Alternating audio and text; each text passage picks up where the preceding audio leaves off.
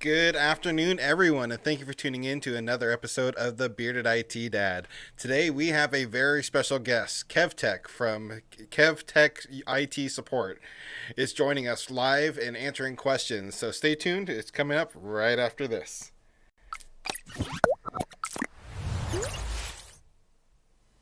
If you're like me and studying for your A Plus certification or any other IT certification, make sure and check out Pluralsight. With over 5,000 different IT courses to offer and key tools such as practice exams and mobile content, Pluralsight is one of the leading IT e-learning platforms. Use the link in the description to receive a free 10-day trial. Welcome back, everyone, and again, thank you for tuning in to another episode of the Bearded IT Dad. My name's Dakota, and joining us live is Kevin from from Kevtech IT. Welcome. Hello, how you doing, man? What's up? Doing good. Thank you for joining me today. We had a little bit of technical difficulties. I'm still actually working out, but I'm glad you could join us. Yeah, no problem, man. How's your Saturday? It's been a Saturday. Not a normal, I guess, tech person Saturday. I've been working on cars all Saturday. Not a normal, I guess, tech person Saturday. I've been working on So cars good. all Saturday. Not a normal, I guess, tech person Saturday. Hi, and I hope So everyone's good. having a good day. I hope everyone's doing well. Absolutely. So, for those of you who, Kevin, why don't you introduce yourself and kind of give everyone a little bit of your background for people who might not know who you are? Yeah, sure, definitely. So my name is Kevin. I've been in IT for about roughly 6 years. I work IT support specialist, which is the titles. Don't worry about the titles. But I work IT support specialist. I work for the CEO of a hedge fund. So that's basically what I do. I work in a hedge fund environment with a CEO. Besides that, I actually have a YouTube channel called Kevtech IT Support, and basically I help people get into IT, which I do like hands-on training. We do mock interviews. I do hands-on training. I do lab videos, a little bit of everything. Basically, we just try to help people get into IT. So that's my primary focus on that channel. And then besides that, outside of that, I'm a huge video gamer. I like playing video games. Um, I like exercising a little bit here and there sometimes, and every once in a while on the weekends, I like to throw a couple of beers, and just watch a movie and relax and watch Netflix. So that's Absolutely. pretty much. And you got a pretty popular Discord too, right? Yeah, I also have a Discord channel. Yeah, I have a Discord channel in there. We do mock interviews. We do training. I hang out in there sometimes, talk to everyone, and I'm a very approachable guy. So like I tell people, like if you ever want to talk to me, you can just come and ask me. Obviously, I have my own schedule, but like we could talk. I'm not gonna get mad at you. So if you guys ever want like advice or need help with something or your resume or something, let me know. Let me know. Just ping me. So. Absolutely. And I put a link to Kevin's Discord, not his Discord, but his YouTube channel down in the description below. If you guys haven't subscribed yet, go check out. He has tons of useful and helpful videos. And like we were just saying, he has a Discord. And he's very active in helping people get into the career field. And that's one thing I really like about what he does. So, but yeah, I'm curious. How do you get into the field? What drove you to want to work in technology? That's a very good question, actually. So for people that don't know that don't know me as well, I actually come from a restaurant background. So I started in restaurant.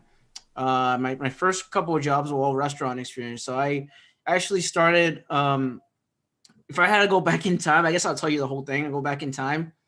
I've been working since I was 9 years old. I worked in a supermarket when I was 9 years old, and then I worked my way into restaurant. I did restaurant about 12 years of restaurant experience, and then after that, I transitioned over to IT. So how did I do that? I went to a technical training school, and basically I had a there's a school in New York because I'm from New York. I didn't say where I'm from. I'm from New York. And basically they have this option over here where basically you could actually go and do self-study and learn about A plus, Network plus. You could be like a nurse. You could be whatever you want to be. Basically, it's a school. It's a free school sponsored by the government. Basically, so I went to that school, and they asked me like, "What do you want to do? Like, what do you want to learn? Do you want to learn PC tech? What do you want to do?" And I'm like, "I want to learn about A plus." So I took the A plus. Before I even took that, I was doing software developer. Like I was trying to do HTML, CSS, Java, and that's when I didn't like that. So I tried doing coding for a little bit for a couple of months, and I'm like, I don't like this. This is not for me. So then I stopped that, and I switched over to the other course or the other class in that school, and I went and I did A+, and then that's where I learned about servers. That's where I learned about VMs. I learned about hardware. I was even fixing computers for people in the school while being in that training environment, training in the school with my teacher. And then after that, I actually had an opportunity came to me where we had a company that came to visit us, and that company was interviewing for jobs, which was very interesting. I didn't know about that. So they asked us like, who would be a good candidate for them to work in our company? And my teacher referenced me, and he's like, "Oh, Kevin's been real active. He never shows up late for school. He loves teaching people. He loves helping people. So I think you should give him a chance. Like try give him a chance and see what happens." So then what I did was I actually took my resume. It was like a crappy resume. I'm not gonna lie. It's like the worst resume you could think of. It had restaurant experience, and then it had like restaurant experience, and then the bottom it had like labs, and it says Active Directory and servers and stuff like that. And I'm like, I didn't know what I was doing. So basically, I gave that resume to my teacher, and I'm like, okay, so what's gonna happen now? Is I'll give it to the person, the hiring manager. So then I had an interview with him. So he actually came to the school, and I interviewed. He asked me a lot of soft skill questions, and he liked me. He really liked me. So then I got hired after that, and I started my first job as a field technician for the Department of Education. So I was like a ninja warrior in there and just doing a little bit of everything. So that was my first job in IT. So I don't know if you want me to tell you what I did in that job, but that's basically what I did. I'm sure people would be very interested. That first entry level job, that first breaking into the IT field, a lot of times lay the foundation for your whole career path. Yeah, definitely. So Yeah, so definitely dive into it. okay. Yeah, so I worked for the Department of Education, and basically I was a field technician. So what that means is when you're a field technician, you're traveling to all five boroughs of New York. So I was traveling all five boroughs of New York, and I don't drive, so I was taking public transportation. And a lot of these requests that you come in is like ticket requests. You either change a hard drive, you change memory, you change RAM, change like a PC. Sometimes it may be a motherboard fix. Sometimes it may be a laptop, or the laptop is just going bad. You have to replace the LCD. I also did break and fix for HP printers and Lexmark printers. Um, Troubleshooting Chromebooks, doing like power wash, reinstating them for the school, stuff like that. I was doing a little bit of everything. It was mostly a little bit of everything, like Lenovo laptops, Chromebooks, the Lenovo laptops, like the yellow ones, the old yellow ones, the T460s and all that good stuff. And Yeah, then I was doing Lexmark printers, and they had me like do like maintenance kit. Change some printers have hard drives on them, so I changed the hard drive. Some printers have certain things on them. I had to clean it. I had to change the toner. I had to change the wheels of the printer so the paper comes out of the tray. that All sounds that good stuff. rough. That sounds Yeah. rough there. Now, did you learn all these skills in the schooling you went to? No, I didn't learn that. So I learned that while being in the company, while being in that as a field technician, being in the that I had someone train me on that. I had like I had like a European guy from Russia. He didn't speak a lot of English, but he was like really good with IT. He knew how to solder. Like if he knew how to solder a TV, like one of those big fat TVs from like 20, 30 years ago, he knew how to do that. He knew how to like he's like, oh, you just gotta solder here and it should work. So he trained me on the hardware side of printers, the hardware side of laptops, and the hardware side of PCs and computers and stuff like that. And I actually had MacBooks as well. I didn't talk about that. I had MacBook Airs and stuff like that. So he actually showed me how to do all these things. I actually went to a 2 hour ride every day, far away because I didn't have a car. 2 hour ride every day to the end of Queens, basically where I live, and I had to wake up at 5 in the morning just to be there, and then we were doing repairs and stuff like that, and they were training me on that. That sounds rough. That sounds crazy. It sounds Yeah. like you were just so Yeah. motivated that you're, it sounded like, at least from what I take away from that, is you're so happy to be in the field and so glad to have a job that, it doesn't matter what it took. You were there doing it. Yeah, exactly. I actually, it's one of those jobs that the pay wasn't good, but it's like I need to get my foot wet. I need to get my feet wet. Basically, I need to get my foot in the door. So I need to do something to get a job in IT. So when I saw an opportunity for a job, I'm not going to say no to that. You know, even if pay is low, I still want that job experience, right? If you're brand new, you want to get the door open for you somewhere, somehow. So that's why I took that job. Otherwise, I would be stuck here today, still trying to look for a job. You know, you have to get your foot in the door somehow. So that's why I took that job. Absolutely. And excuse me. Uh, Right? when you're talking about earlier, in your resume, when you handed your resume over and you didn't have any, true IT experience and you just had your labs and stuff, I can really relate to that. And, I feel like I preach this story all the time. I went from being a bulldozer operator at a mill, which paid amazingly well. And to be quite honest with you, I haven't really quite got that good of a pay yet. Again, in the IT field, I'm pretty darn close. I because there's overtime and stuff out there, but it was just such a mind-numbing job. And so when I started entering the field, I made sure and mention on my resume and when I went for my interviews about my home labs and my networking labs that I practice on daily. And you know, I wanted to make sure they knew that I just didn't want, I just wasn't anyone trying to get the job, that, I actually sincerely wanted the job and I was willing to do what it took. So, Mhm. and another thing, um, my very first job in the IT field, my boss flat out told me the reason he hired me was for my soft skills, because he knew, he could see how well I could communicate with the people there, my personality, and that was more important, that I could mesh with everyone, work as a team, and understand problems and people talking to me and communicate those issues back than actually knowing how to fix the issue. That those can be trained on the job, much like you were talking about. Yeah, exactly. That was the thing with me too. That's how I got hired in my first job, for the field technician job. At the hiring manager came, that soft skill question, right? The one that's like, why should we hire you? You get that asked, yeah, you get asked that question a lot in IT by certain people, certain companies. So I said, I think you should hire me because I work in a restaurant experience. I have restaurant experience. I have a restaurant background. So based on that, you could tell based on that, I have good customer service skills. I'm able to interact with people. I'm not just gonna be shy and timid. I actually will talk to someone, and I'm here to understand and resolve the issue.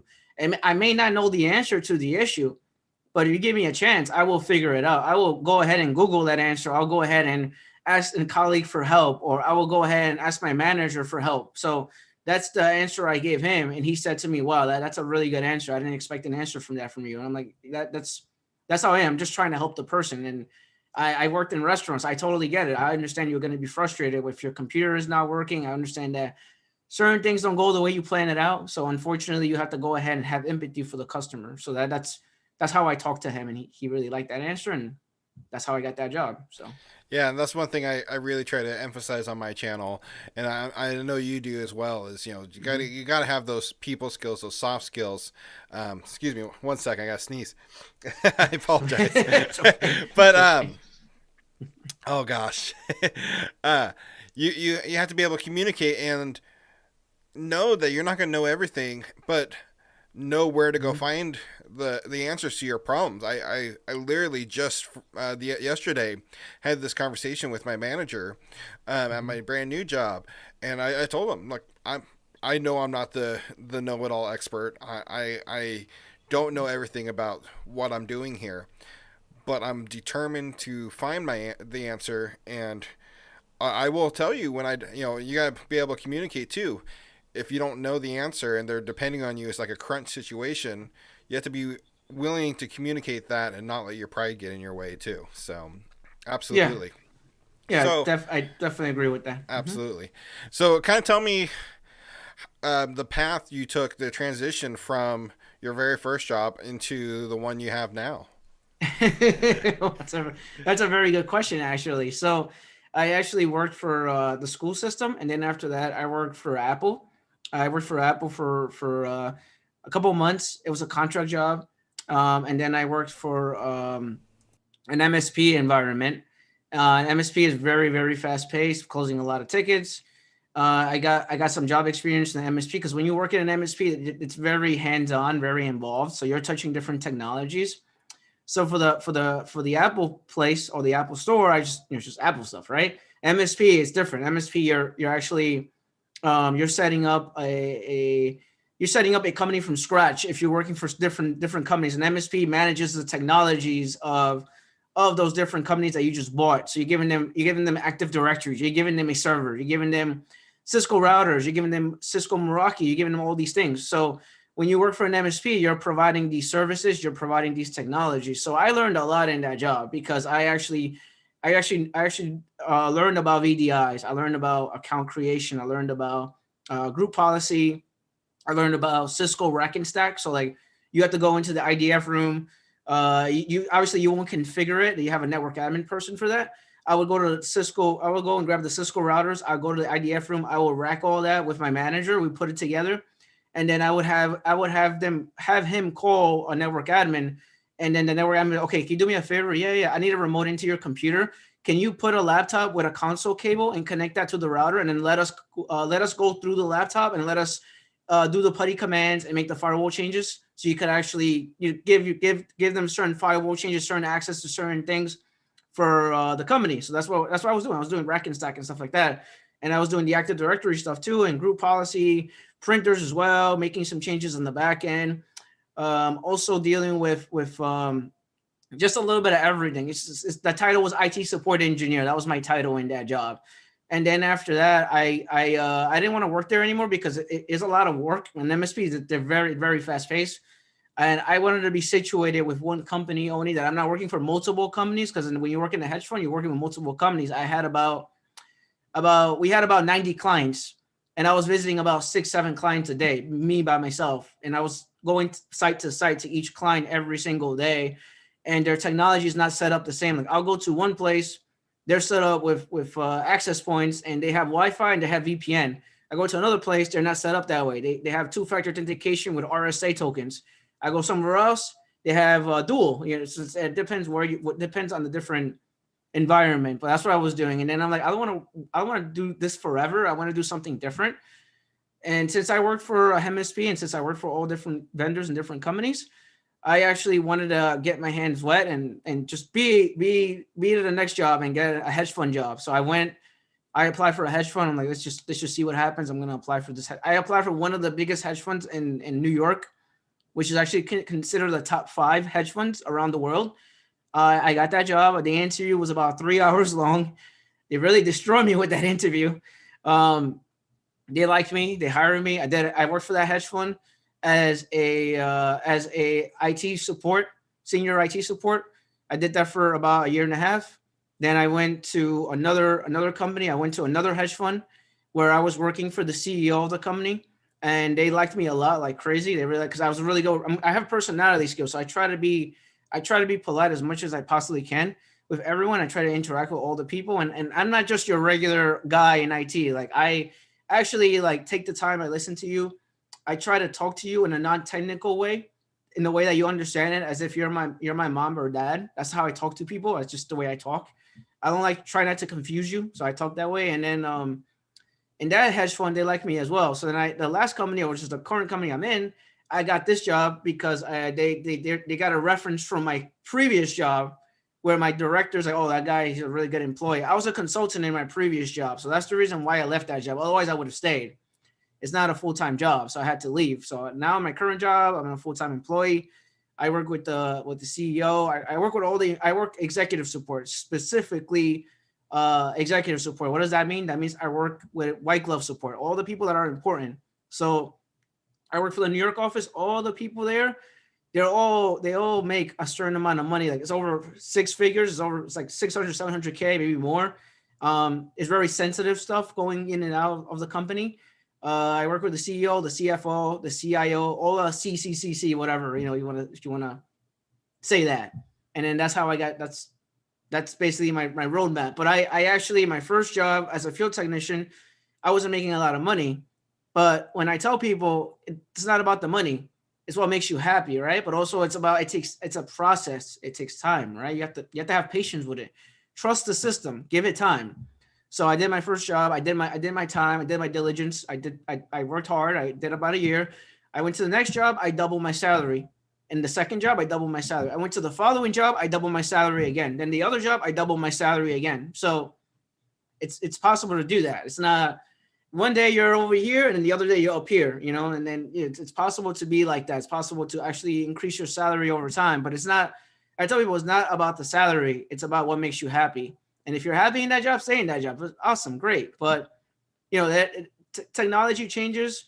The money is there. You just gotta trust the system. You just gotta have patience with yourself, and just learn the new technologies and get certified and stuff like that. So Absolutely, and man, you've said a lot I can relate to. I mean, like my current job I just got. I am extremely happy there. I'm the knock engineer for the entire company. So small ISP. I'm the person in charge of 3 different cities' internets.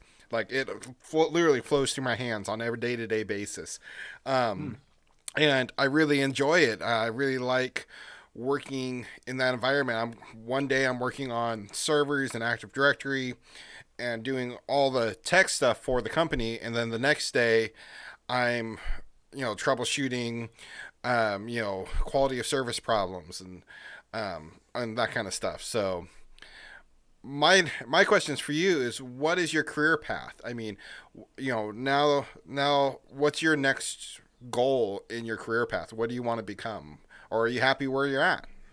I'm happy where I am, but I cannot be stuck forever, right? With doing IT support. So in the future, I definitely want to be some sort of manager. And if it were to be the manager, I want to be a manager of because I do help desk stuff. I want to be a manager of help desk. I want to manage the infrastructure of the company and how things are done on the back end. I want to see all that. I want to make it so that the client, the user, whoever it is, they don't complain about their technology like being bad in that environment. I want to make it that they actually could do their job and they're not complaining about, oh, this issue, that issue, that's basically, I want to be in charge of how things go in and out of the company infrastructure wise. So I want to do some sort of management role, basically. Absolutely. And for a long time I always thought my top end, my long-term goal was to be a network administrator or a system administrator.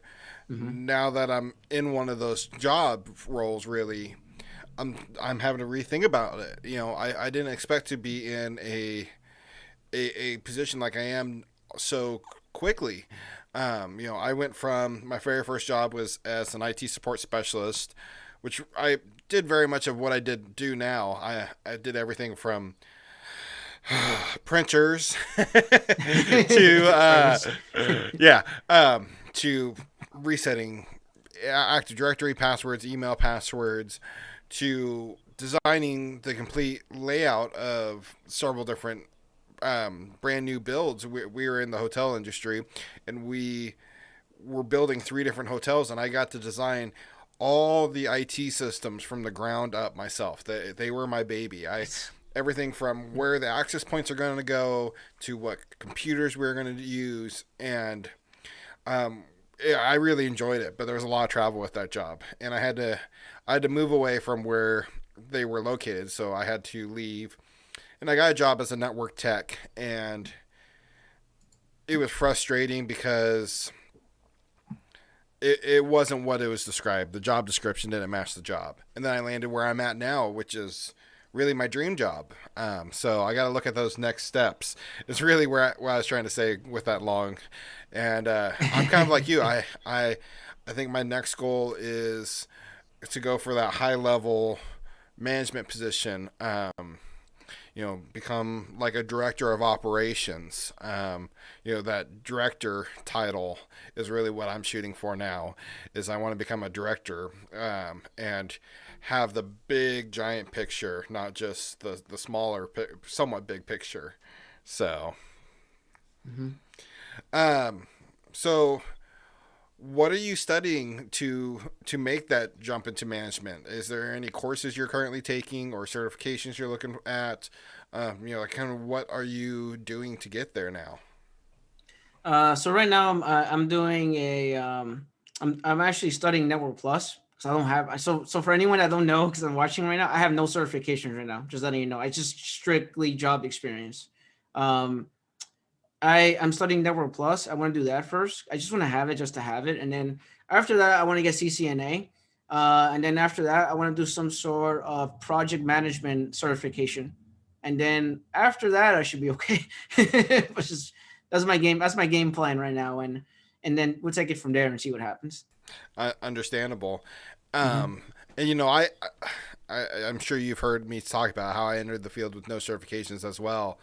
Mm-hmm. Um, but um, you know, now that I'm in the field, I have my A plus, and I have one little networking certification. But I'm currently working on my Juniper certifications because my new job is a Juniper shop. And I'm very much a Cisco guy, so Mm-hmm. it's very similar, but the commands are slightly different. And I want to go get certified just to have that certification that says I know what I know. So, um, No, that makes sense.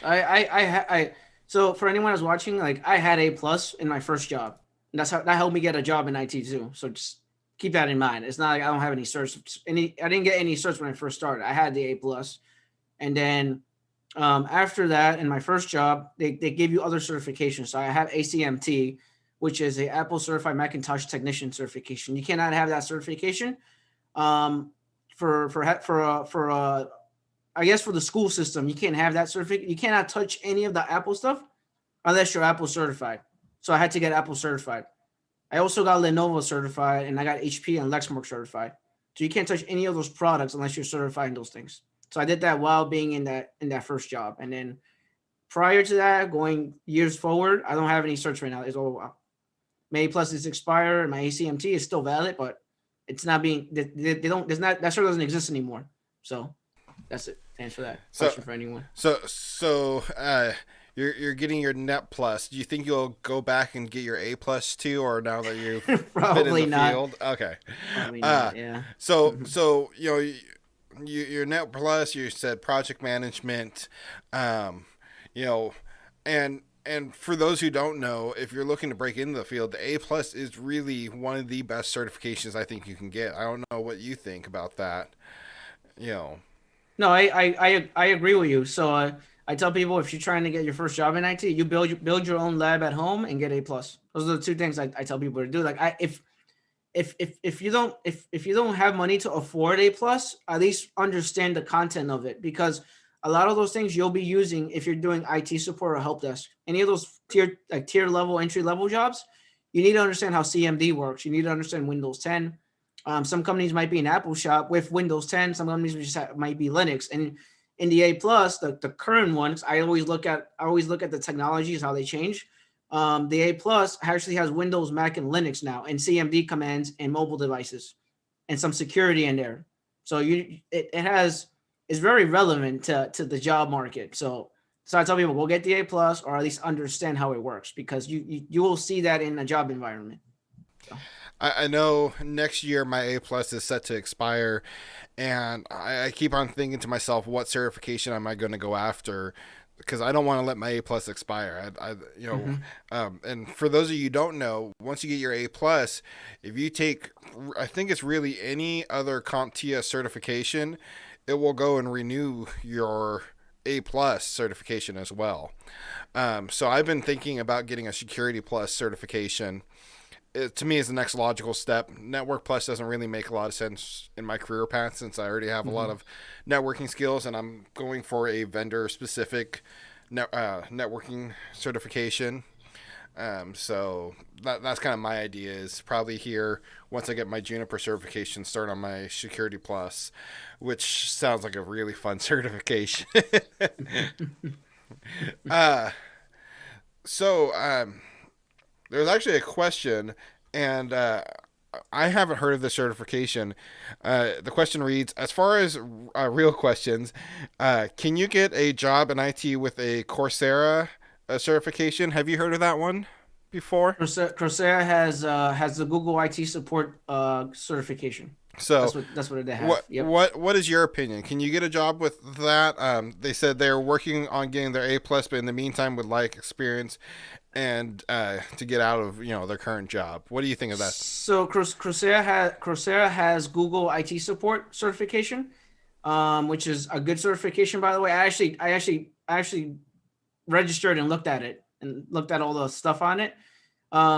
It's Google and it's a Google cert. So thing is that the name is not known in IT. Like if you go to all the jobs online and check, the majority of them ask for A plus. So what Google did, I don't know if you know, but what Google did, Google actually merged themselves with CompTIA. So actually, it's a complement. So you have a Google cert, a Google IT support cert. It's a complement to A plus. So usually what they tell people to do is get the Google cert and then get the A plus afterwards. So it definitely will make you well rounded if you get that one and the A plus. Because I saw Google covers it covers A plus, Network plus, Security plus, a little bit of all those things in the Google cert. I saw it online. I actually took some of it, so it does cover all those things. Is it going to help you in the resume and a job? Yes and no. I think it's good if you have that with the A plus and combine them together, and then you can start applying for jobs. To answer that question. Awesome. So. Yeah, and I haven't really dug into those certifications. I really need to because I get asked that question a lot, and it's good to hear someone else's opinion on those. Um, and like I said, A plus. You really got to have it for any job, no matter what you want to do in the field, I think. If you want to just focus on security or networking or even project development for, project planning for the field, I think an A plus certification would still help you out to give you that understanding. What do you think? No, I definitely agree with you. So I tell people go get the A plus. Um, Sometimes some people are not as fortunate as other people who could get the A plus. So sometimes if you're really good, if you have a really good resume and it doesn't have A plus in it, I've seen people get a job in IT without the A plus. But usually I recommend the A plus because it helps you get past HR, the hiring manager, the IT director, whoever it is. Usually they have these algorithms that they use to search your resume online. And if it's not A plus there, you get immediately eliminated from the resumes. So you need to put something there. At least put that you're currently studying it or something like that on the You, resume. you, you taking the words out of my mouth. Yeah, at least put that you're studying for it because that will get you past the automated HR filters, and at least land your resume in the hands of someone, a real person that way. So Mm-hmm. absolutely, and I think you should do that with any certification you're studying for. If you're actively studying for a certification and applying for a job, put down you're studying for that certification because that's only going to benefit you in the long run. So, um, what is your preferred way of learning? A lot of people ask, there's so many different e-learning platforms out there. There's books, there's Udemy, there's CBT Nuggets, there's IT Pro TV, Pluralsight. There's books. What do you prefer to use when you are studying for a certification? I'm a very hands-on kind of guy. I don't like reading books, so um, I'm not a book reader. So what I do is I like to actually physically do it. So like if I look at I have to watch videos. So if I watch a video on something, then it actually sticks with me. If I read a book, but if I read a book, I go to sleep. I'm like I just my body doesn't like that. I don't like that. It's just like, oh, this is boring.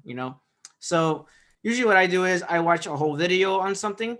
If not, I actually write down notes like an index card or something. I write things down, but I don't like reading a book. I actually like seeing a video about it or something like that. That's how I learn. That's the way I learn. Everyone learns differently, but that's how I learn. And then for me to actually understand it, I actually try to replicate whatever that is. So, for example, if they're asking about Windows 10 and they're asking about Windows, like this is A+, right? Windows 10 is asking about control panel and all this stuff. I will put Windows 10 on a VM, or I would actually learn it by doing it on my actual computer. One or the other.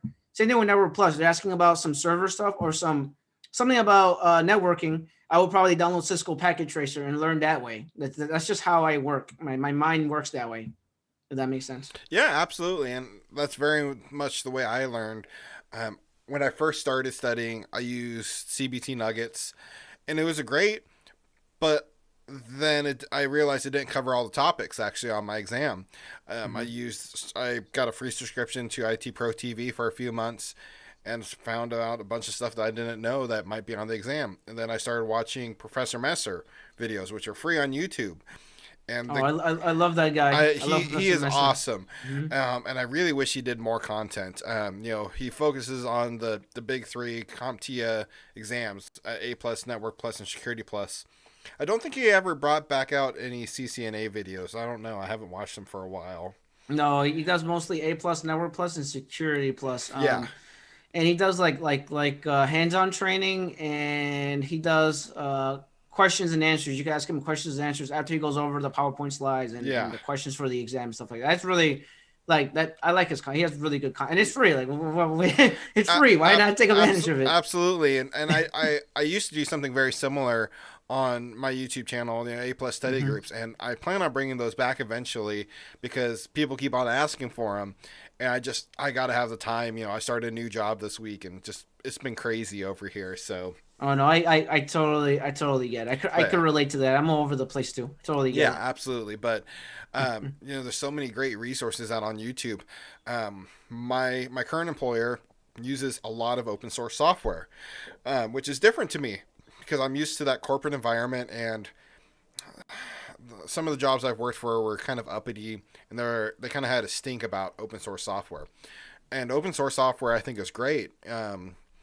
But what I liked about open source software is there's a lot of people that have documented it and have done videos and about it. And one thing I'm learning about is like pfSense and FreeNAS and pfSense, yeah, and then Proxmox. Proxmox is for virtualization. I didn't even know it existed really until before I got this job, and I started digging into it. I'm like, wow, this is cool. It is a completely free software to do virtualization of machines, Linux, Windows, Apple. I mean, I thought it was great, and there's tons of information out there. So it's really cool, I think, and I can find that all out by watching YouTube videos, and I've already become an expert, and I know more than my boss does in only a week of studying it. So, but yeah, Network Chuck, Network Chuck is a good source for information too. He's coming out with a free CCNA course. I wish he would do more on it, but I understand being so busy and stuff. So, Network Chuck, very, very, very busy. He's very busy. Absolutely. There's great resources on YouTube. You are a great resource on YouTube. You motivate people and help people get into the field way more than I do sometimes, I think. It's just a lack of time. That's okay. Don't say that. Yeah. Well, I'll be 100% honest because it's just a matter of time. I've slowly started being able to devote more time to everyone to help them. But, you are a great resource, and I think everyone should go over and check out your channel right now and subscribe to it. So, let's see. I mean, for you want to. I mean, that's why I started my channel, is for that purpose. That's why. Absolutely, and the same here. I didn't start this channel to make money. I didn't start this channel to, get famous. I really don't care about any of that. I enjoy helping people, and I want to encourage people, and give them the motivation to enter the IT field because. For me, what did it was watching Zach over at IT Career Questions. Mm-hmm. He was the one who motivated me, and talking to him, he really gave me the kick in the butt I needed to ditch the job that I was so unhappy with. I had such bad anxiety at, and pursue a career that I really enjoy. And I really owe him a lot of thanks because I want to be here. and I want to be that encouragement and that motivation for someone else trying to get into this field. You know, if I just help one person, that's enough for me to know I've helped at least one person enter the IT field. So Yeah, I'm exactly the same. I'm exactly the same way. I started my channel because um I struggled to get my first job in IT. I had a reference obviously, but then there's some bad stories and good stories, right? And my other jobs kind of hard to get my job. It was kind of hard for me to get some of these jobs. So I started my channel because of that. Because when I got my first job in IT, I'm like, okay. And then I'm like, why is this so hard to get your first job in IT? So I'm like, you know what? I'm going to go make a YouTube channel. So then I started making a YouTube channel and I started learning about I started learning these things that I didn't even know about. I'm like, how do you get your first job in IT? And then here I am today and I'm trying to help people get a job in IT. It's just, it's not, the thing is that I got frustrated with the roadmap of IT because there was no roadmap for me when I first started IT. So that really frustrated the hell out of me because when you're brand new, you have no roadmap. You don't know where to go. So that really pissed me off. Like for someone that's brand new, like you get frustrated, you give up, you get a lot of rejection letters. You basically your morale goes down like crazy because no one wants to hire you and you don't even know where to start. You don't even know what to do. So that's the reason why I started my channel because of that. Because I seen people try this, try that, and they don't even know what to do. Like they get A plus, and then they apply for a job, right? And then they don't get the job. And like, what's wrong? What's wrong with me? Why am I not getting hired? And they think there's something wrong with them, and it's not them. It's your resume. So like, okay, you have to fix your resume. Your resume is very important. It has more to do with your resume than anything else. That's why no one's calling you. If your resume is bad, then no one's gonna call you. If you have a good resume, then they'll call you. So that's the reason why I started my channel and stuff like that, because a lot of people don't tell you that. Like when you go and you're brand new to IT, you're applying everywhere and nothing happens, and you're stuck in limbo basically. So that's the reason why I started my channel. Because I tell people, okay, you got to fix your resume. Oh, you got to get A plus. Oh, you got to build a lab at home. Oh, you got to work on your interview skills. Maybe you're good with talking to people, but you're not good with technical questions. So when I start asking you about RSAT tools or Active Directory, you don't even know what that is. So those are all the things that motivated me to make a channel because of that. Because a lot of people don't know how to answer those questions, whether it's like tell me about yourself or tell me your greatest strength, tell me your greatest weakness, tell me why I shouldn't hire you. You know, they ask you these weird questions, you don't even know how to answer it. So I try to prepare everyone for those. I try to prepare you for IT, but also try to prepare you for rejection in IT. When you're brand new to IT, that's what I do in my channel. I prepare you for rejection because when you're brand new and you have no job experience, you're gonna get rejected a lot, right? So you have to embrace rejection. That's part of IT. Part of IT, no one tells you this. You have to embrace rejection. You have to realize that you're gonna get hit here and there, left and right. But at the end of the day, if you're able to pick yourself up and keep going, someone will open a door for you. Trust me, someone will open a door for you. You gotta give up, you gotta give 100%, and you can't give up on yourself. Someone will open the door for you, but you have to give yourself a chance. That's just the way IT works. IT is extremely hard to get your first job, but someone will open the door for you if you put that foot forward and not give up. That's why I made my channel, because of that. There's a lot of reasons why I made my channel, but that's some of it, if that makes sense. Absolutely, and I agree 100%. And I can't. I think I became a victim of the not having my resume, not having a good resume, because when I left my first IT job, and I used a very similar resume and just added that experience, and I went looking for my second job. And man, I was just getting rejected left and right, and I started to doubt myself. I was like, man, I'm not good enough. I can't be in IT. Mm-hmm. I just had my last job fooled, I guess. And I was watching one of these videos, just like what you and I do, and I was like, no, my resume's good enough. My resume's good enough. I know what I'm doing. And after kept on getting rejected and losing my self-esteem, I finally said, okay, enough's enough. I'm going to rewrite my resume.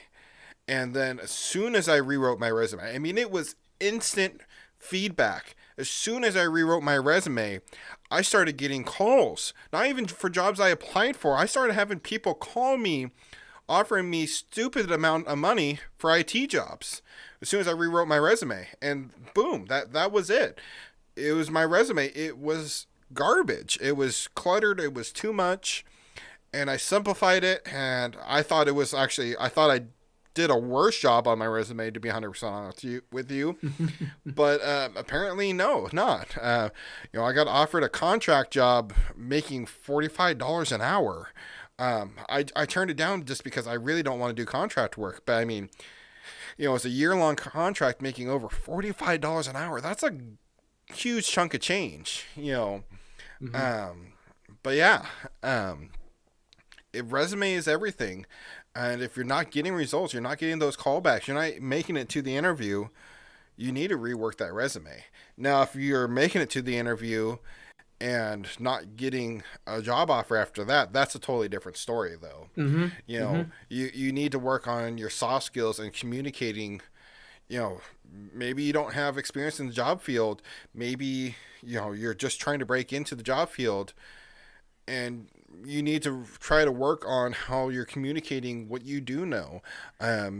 Communicate how you lab at home and practice, and you're studying and what you're studying for, because it's not about your actual hard skills and what you know in IT. It's how you can communicate, and by communicating, showing that you can communicate about what you don't know is everything, really, if that makes sense. So no, I definitely agree with you. It's all about the interview skills. So like you said, I agree with you 100%. A lot of it has to do with your resume. So if your resume is bad, no one will call you. If you have a resume and they're doing the job, you're doing the job interviews and you're not getting hired, it's because you're lacking somewhere on the skill, whether it's IT or it's soft skills. So either one or the other. It's one or the other. So I tell people that you're never going to be 100% perfect, but you should at least be in the middle and try to be good at a little bit of both, because you're not going to be 100% perfect. Nobody's 100% perfect. So for interacting or for talking, when you're applying for that first job, whether it's help desk, I always tell, because my channel is about help desk, right? When it's help desk, a lot of these hiring managers, whether it's HR or the hiring manager, they look at you and they see that you're not really good with talking to people. Then the manager's gonna be like, why should I hire you if you're not good with talking to people? You're representing the company. You're the first line of support when you're doing help desk. You're the one picking up the phone calls. You're the one that is handling the customers, dealing with the clients. So why should I hire you if you don't even know how to talk to me? You don't even have people skills. So why should Absolutely. I hire you? They get like that. The managers get like that. So they're like, all right, this person does not know how to interact or even talk to me or communicate with me. So I can't hire you because of that, because you're having that, you have that issue with where you can't talk to people. So how do you fix that? You fix that by interacting with people on Discord. Like we have a Discord. I have a Discord. IT Beer Dad has a Discord, right? You interact with people. You talk to people. You go and do like Zoom conferences calls. You record yourself how you interview, like how you're interviewing questions. You could record yourself with your own phone. Just grab your phone, record yourself, see how you answer interview questions. You can even have your mom, your dad, or your loved one or somebody interview you and see how you answer questions. So that's pretty much what you're doing. You got to prepare yourself for that. And so you could talk to people, because when you're doing these level 1 jobs, entry level jobs, a lot of those clients love someone that is good. They're approachable. They have the right attitude. They have a good personality. You can interact with them and they could interact with you. You're not using technical jargon, because a lot of people, when they're you could be the smartest person in the world, but if you're talking to someone like your mom and dad and you talk technical jargon, they're gonna be like, what the heck are you saying? It's mumbo jumbo stuff. I don't understand what you're saying. So you need to understand how to talk in a non-technical way, so everyone understands what you're saying. When you walk in that room, when you're doing the interview, if the hiring manager wants someone that's able to talk to everyone in the room, whether you're not tech savvy and you're tech savvy. So you should have those things as skills. You can put that in your back pocket and just, interact with people. Be non-technical as possible. Make it as simple as possible and don't confuse the person. So you want an interview, you actually know how to talk to someone. So Absolutely, basically. absolutely. And I want to be respectful of your time. We didn't really say how long we're going to go. Do you have plenty of time, or do we Yeah, need yeah, to we wrap? still talk. Okay, Yep. excellent. Yeah, I mean, and if anyone actually watching this has any questions for either Kevin or myself, please make sure and drop them in the chat, and we will answer them. Anything related to the IT field or my favorite type of pizza, my favorite type of coffee. I will gladly. I mean, Kevin, you have the best type of pizza here living there in New York. Oh, So from New York, man, pizza here is amazing. I just had pizza like before I got into Zoom meetings, so I'm just not gonna complain about it. I've never been off the West Coast, so one of these days I'll have to fly out that way and have some Oh, if you pizza. come to New York, I'll take you out for a slice and we'll have a beer. Sounds great. I'm going to hold you to that. I have No, no, no, all no, the no. I got witnesses you. I here. got you. All right. I'm a man of my word. I got you. I got you. Sounds So, great. hmm So something kind of off topic here I want to talk hmm about is working in this field. It's there's an important work life balance. Some jobs have it and some jobs don't. hmm Um, what do you like? What is your free time like? Do you even get that? How do you feel about that in this type of job field? Um, I always tell people, like, I make the argument that you gotta enjoy life. So you want to have a work-life balance. You cannot be doing like crazy amount of hours. That's just not healthy for you. And and in IT, and this is something that if everyone watching in IT, if you don't have a perfect balance, you get burned out very fast. So in IT, you get burned out extremely fast. So you want to work for a company that they take care of you, but also you have time to be with your loved ones, your family, your friends. Work life balance, whether it's 8 to 5 or something like that. You want to have a good life balance because you're working for a company, but also you shouldn't be doing crazy hours in that company. You should be happy with where you're at, and you should have time for yourself as well. Like I tell people, I make the argument too, like because I'm from New York, and in New York they pay some crazy amount of money over here because it depends what state you were living, right? Well, yeah, So the I cost of have living these, is really really high over there. yeah, Absolutely. yeah. So that's what it is. So like these jobs that get offered all the time, it's a lot of money. They pay over 200, 500K or something. Like they pay a lot of money, like 200K, 150K. Like they pay a lot of money because New York is very expensive. So I make the argument, like this is the argument I make is do you want to make so much money and not have time to do anything in life? Or do you want to make a good amount of money that you're happy with yourself? You could pay all your bills and you could be with your family. I'd rather be that. I'd rather pick that one. I'd rather have that time with my family and time with my loved ones. So in my current job, I'm like that. I'm just relaxing. Like I do my 8 to 5 job, and I work for the CEO, obviously. So if he calls me, I'm gonna pick up the phone. But besides that, like he doesn't really call me as much. Uh, So besides that, I have time to interact with people. I have time to be on Discord. I'm on Discord. I talk to people. I get 20, 30 emails a day, by the way, and on my Gmail account asking me, oh, how do I get started in IT? What certification should I get? See, you're I'm doing already this. way more I'm doing this popular right than now. me. I mean, I don't get any emails. Maybe I don't put my email out enough there. Yeah, But no, yeah. So that's what it is. yeah, but no, I can completely relate because my very first job, I was told from up front there was going to be some travel, but the times I've hated this job field the most is when I've been burnt out the most. Yeah, You that's not know, good. we there are several different times, at least two times I can think of, where I was on the road and only home on the weekends. I was lucky that I got to be home on the weekends, but for over 3 months straight, I didn't see my family except for on weekends. I was Monday morning, I'd hop on a jet, fly down to California for the week. Friday hmm evening, I'd hop on that jet and fly back home and see my family. Um, and I got so burnt out. I was miserable. I was ready to walk off the job and like rent a car and drive home. Like I was done. We didn't have that work life balance. And we, I understand, from the company's aspect, we're under the gun. We were trying to get a hotel ready to open. Um, we had to do what we had to do. But there's a second time it happened to me, and it was in that situation. The company, it's difficult to talk about because I don't want to talk badly about the company. I really enjoyed them, Mm-hmm. and if I could, I'd still work for them. But the work life balance completely disappeared. I got completely burnt out, and that's part of the reason I ended up having to leave. It's just because I couldn't. I have 3 kids at home. I got a wife. I can't be away that often from them. Yes, they will be fine. They can do it, but the work life balance wasn't there, and I just wasn't happy anymore. And you've said already during this live stream is you have to be happy with what you do. Um, Mm-hmm. it's not about all the money you make in the world, and that job made a great decent, like, at least from the area I live in, small town. 60,000 dollars a year is a decent amount of money. The average person barely makes that much out here. A hundred Mm-hmm. thousand dollar job is like a director level job out here. So because the cost of living is a lot lower. Um, but yeah, you have to really enjoy what you do and have that work life balance.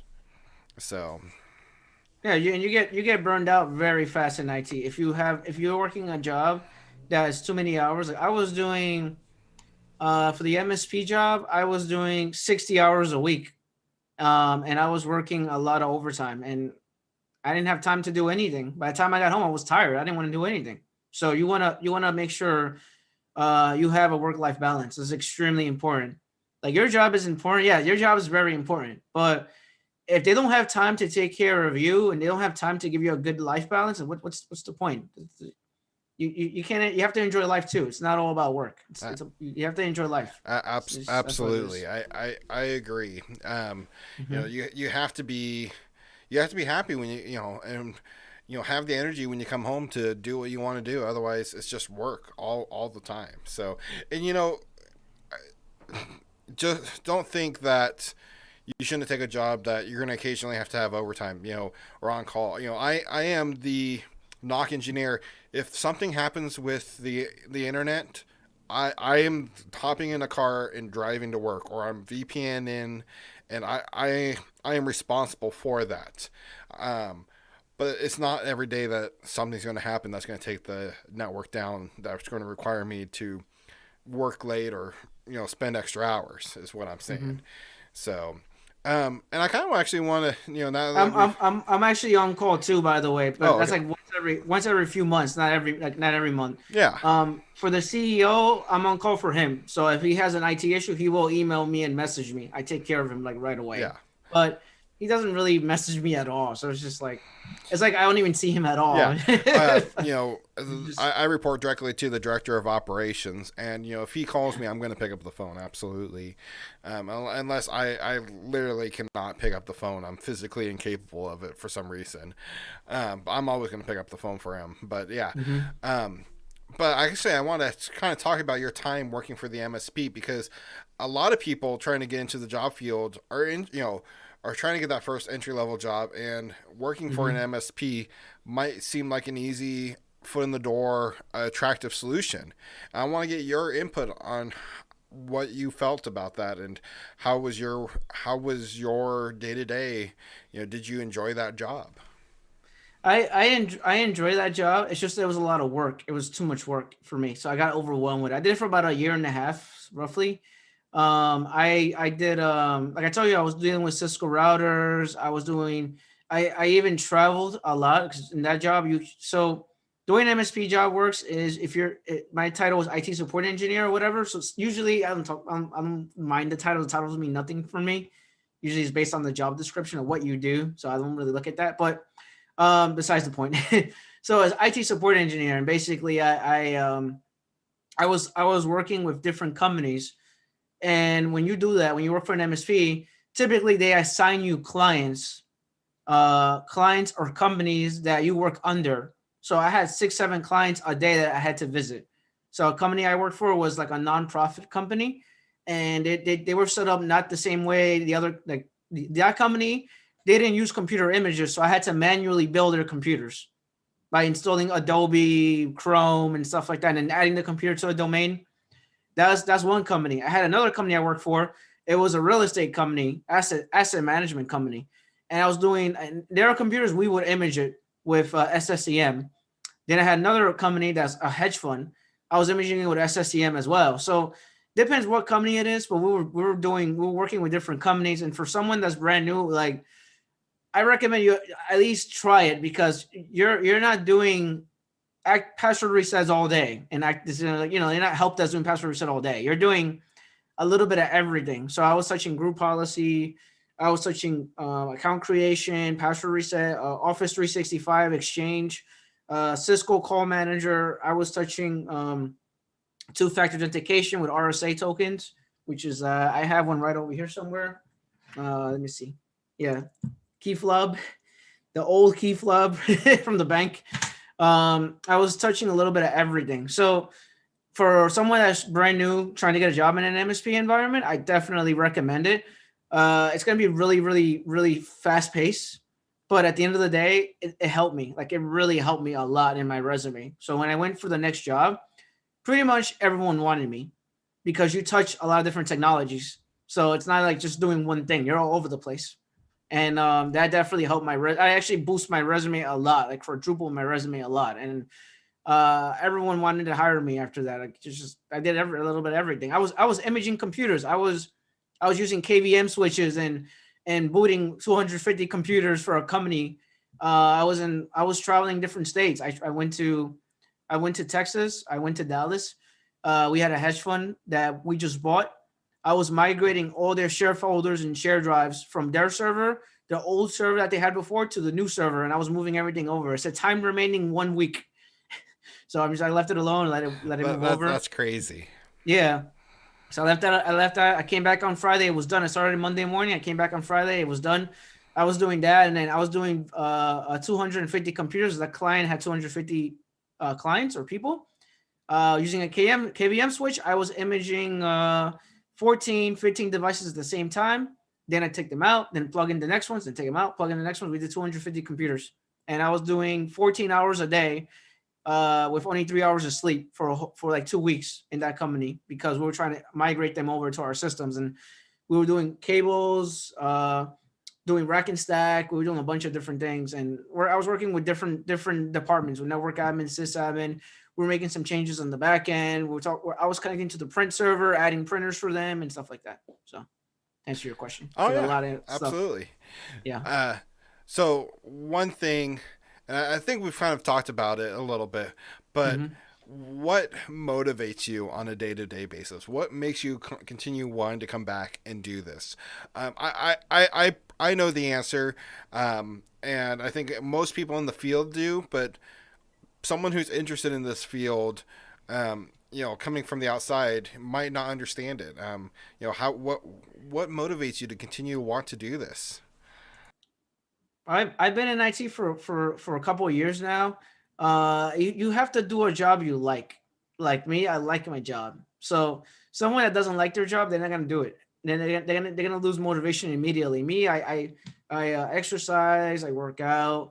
I don't think I don't do it's not IT every single day. I'm not going into IT every single day. Like, if I have to watch a movie or something, I'll do that. If I want to take my mind off of IT and play a video game, I'll do that. So for me, I don't really need a lot of motivation, because the job I'm doing, I like my job. I like interacting with people. I like talking to people. It's just something that I like. I'm a people person. I love dealing with people. Other people probably not so much. Me, I love talking to people. I like interacting with people. I like seeing how your day is going. How I just talk to people. I love that. I just give off that energy. I just love dealing with people a lot, like crazy. I just love that. It's just that's just the thing, because I have a restaurant background. I come from a restaurant background experience, so I love interacting with people. Even in that job, I was talking to people a lot in that job, and people were like people loved me in that job. And when I worked restaurant, because I would actually memorize your order, and I would memorize your order, and also I would know a story you talked to me about, and I will mention, oh, so how's your dog? How's your no? I memorize those things. Even in this job I work, I memorize those things. When you tell me about, oh, your dog, or your favorite toy or whatever. Like me, I like interact. I just like talking to people, interact with people. It's something that you like. You have to do what you like. If you don't like your job, you're gonna be miserable. So do what you like, and then you're not gonna get burned out. You're not gonna get bored to death. My job's not boring either. I'm always doing something different. So do what you like. If you my job never changes, and me, I work out, I exercise, and also I have the whole YouTube channel thing that motivates me a lot. By the way, because I have people that push me a lot in IT. It's not just me; it's a community of people in IT. Like when you see someone fall down, they try to pick you up. So everyone pushes you for success, or pushes you for those positive vibes. And that's why I like my job, but that's why I love my YouTube community, because everyone there, they really push you like crazy. They push you like for better. So if you want to be successful in life, you want to be around positive people, because they always push you for better. They want you to be successful in life. So that's why I'm always motivated, because I have people around me that motivate me. Does that make sense? Absolutely, and you couldn't really describe it much more better than I could. I really enjoy what I do, and that's what keeps me. I mean, and sometimes it's bad. I'll wake up in the middle of the night, and I'll be laying in bed, and I'll start thinking about work, and before I know it, I can't go back to sleep because I'm excited to get back to work, and I'll start thinking of a problem that's going on, and start thinking about how can I solve that, and I need to remind myself, okay. This is my time to sleep. I can work on this when I get back to work. And another thing for me is I really enjoy helping people, and that's what another reason that's why I do this on YouTube is I really enjoy that gratification that I've done a good job, that I've helped someone do something they couldn't have before.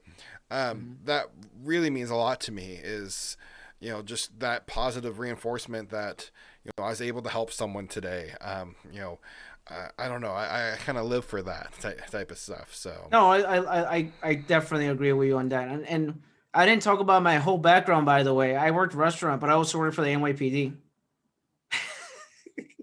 what did you do there? I'm curious now. I did 4 years in the NYPD volunteer. Nice, nice. Yeah. What made you want to leave that?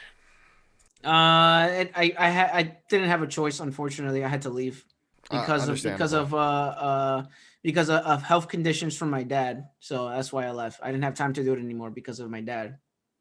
That's right. Understandable, and that was the main factor that drove me to leave my last job. My very Mm-hmm. first job was Mm-hmm. I had to move and relocate to be with family, so I can completely relate to that.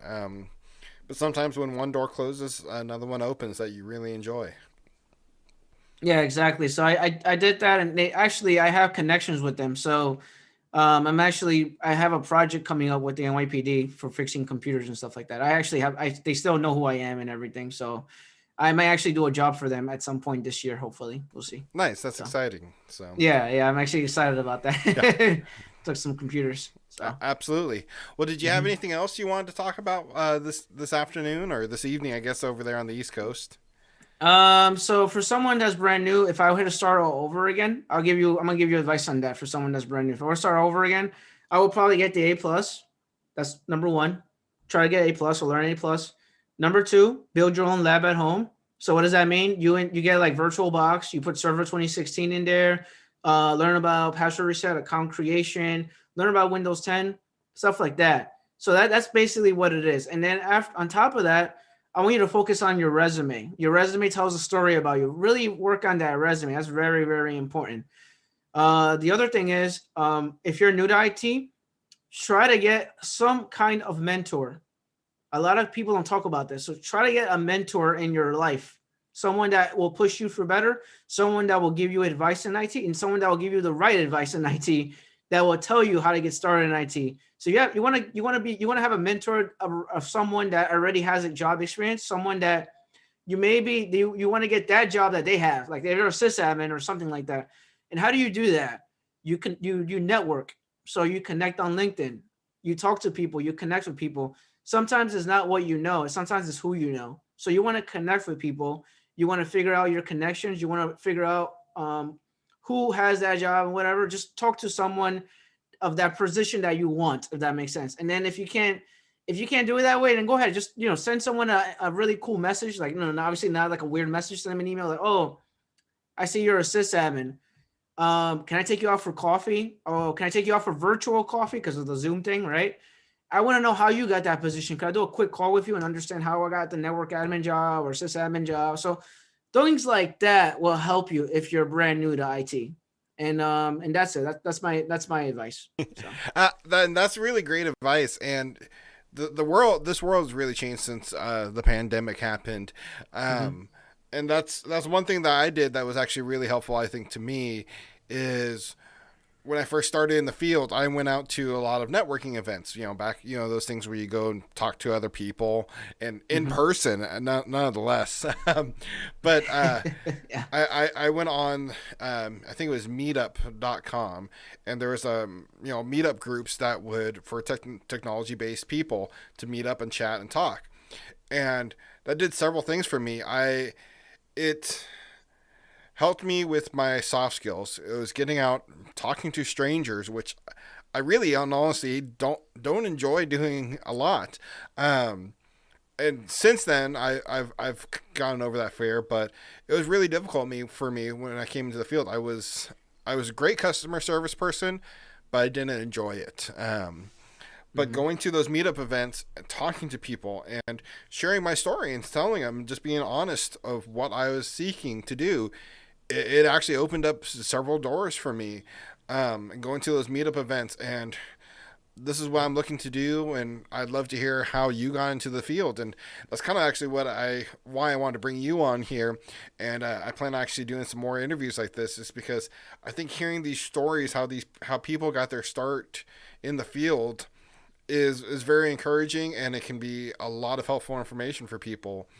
And yeah, just going out and talking to people that are already doing it and asking them questions. And yeah, you can go on LinkedIn and talk to someone and have a virtual meetup or something, and 90% of people in this field are more than happy to share their stories with you and give you advice. That's one thing you'll find is everyone that works in this field pretty much is very much a people person and wants to help someone, wants to help you succeed. So you really have to kind of be a jerk not to, not necessarily you be a jerk or anything, but there's very few people that don't want to help someone else succeed and enter this field, I think. So absolutely. Uh, Definitely agree with you. Mm-hmm. there was a question that came in. What do you maintain the professional relationship you create? Don't quite understand.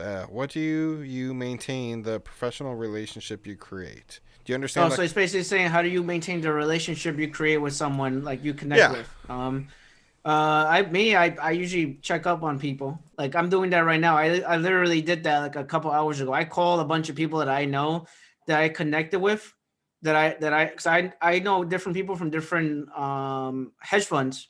So I call someone from and I call an IT infrastructure manager that I'm friends with, and I call him and I'm like, hey, how you doing? How's your day? How you been? I know we haven't spoken since the pandemic. How you been? So that's what I do. I just talk to people. I call people and I ask them like how I check up on people. That's what I do. And if they want to do like a call with me on video, I do a call on video with them. But usually that's what I do. I try to do that because sometimes those connections are important because you never know where you'll be in life. So you need to keep those connections with you. If that makes Absolutely. sense. And one day you might need to call upon them for a reference. You know, I Mm-hmm. I I talked to a lot of my former coworkers at my very first job. Quite often, I text them. A lot of times we just communicate through text because they're flying around, going to different locations, and all that kind of stuff. So it's a lot of times we just communicate with during text messages, which is what we did a lot when I worked there. And I'll be like, "Oh, hey, did you hear about this new desktop? My job, we're deploying the Intel NUCs, these little these little PCs that you can build yourself, and I'll mention it to them and like, oh yeah, I've heard about those. Those are really cool, and My old boss, him and I both really enjoy barbecuing and using our smokers. So we're constantly talking about that and keeping an open communications. And you know, and when I was looking for my current job, I reached out to him and said, hey, you know, um, I really would like to use you as a reference on my resume. Do you mind? And you know, they of course said no, not a problem. You know, feel free to list us down, and having that open communication with someone that can really help. And you know, just for that aspect, they might know something that happened in the technology field and that you didn't hear about, and they like, hey, did you hear about this Microsoft patch that just came out? Oh no, I didn't, and thank you for letting me know, because I can use that information at my current job. Stuff like that. So absolutely.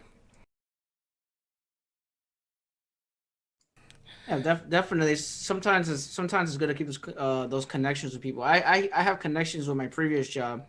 Sometimes we go out and eat and stuff like that. So I always stay connected with people, some shape or form. I stay connected with people. So Absolutely.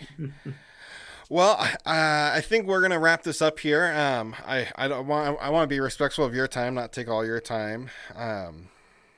Here, there's a quick question that came in. What do you do if they want to be what do you do if I want you to be my mentor? By the way, my name is Roberto. So, only cybersecurity. Are you talking to Kevin or me? I mean, if you want, I think we'd both be more than willing to help mentor. Or are you just talking about in general if you're trying to get help? yeah, if you're trying to get help, you want to take them out for coffee or Yeah, something, and just talk to them. Don't talk be to them. afraid, but don't make it weird. You know, like you magically email someone like, "Hey, I need your help right now." You know, just make it professional and be honest with them. Like, oh, I Yeah, want you to mentor me, and I need some career advice. You should make a professional email and just talk that way.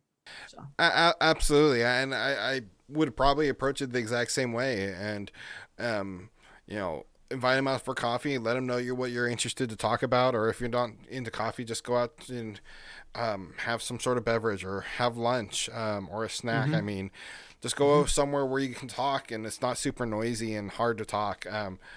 And just say, you know, hey, I'm looking to get in the field, really looking for some advice. And you know, a lot of times the people you ask to mentor, you'll have some sort of relationship with already. Sometimes you won't. But just don't make it weird. Just be honest what Don't you're make it looking weird. for. Yeah. Yeah. Um, Don't make it weird. yeah, I mean, you'll be the most successful that way. So that's what I would recommend doing. So, Mhm. but yeah, unless you have anything else to add, I think we should wrap this up. This has been awesome, and I really hope I can have you on the channel again in the future. Oh yeah, definitely, definitely. That works for me. Uh, Definitely. I had fun. It was fun. I did as well. And for those of you who haven't yet, go check out Kevtech's IT support. I will actually be over there tomorrow talking with him. And Kevin, you have some other questions for me, I'm sure, that we probably didn't even talk about today. Oh, definitely. I have a lot of questions I want to ask you. It's Awesome. gonna be fun. I really look forward to it. So again, go check him out. His link is in the description below to his YouTube channel. He also has a wonderful, super great Discord, and he's on there often. If you ever have any questions, you know, you can ask him or ask anyone in that wonderful community. So, anything else? Oh, that's it. Positive vibes over here, and positive vibes over here. And I hope everyone that's new get a job in IT. Good Absolutely. luck. Don't give up, and keep doing it. Keep grinding. Absolutely. Keep grinding. Don't lose your motivation. And if you need any Hmm. encouragement, we're both here for you. We are nothing but encouragement for you. Hmm. Anyone can do it. You know, we are both proof of that right now. You know, anyone can get a job in the field, no matter if they have certifications or formal experience. So, Hmm. absolutely. Well, again, I appreciate you coming on the channel. I hope you guys enjoyed this video, and thank you guys for watching. You guys.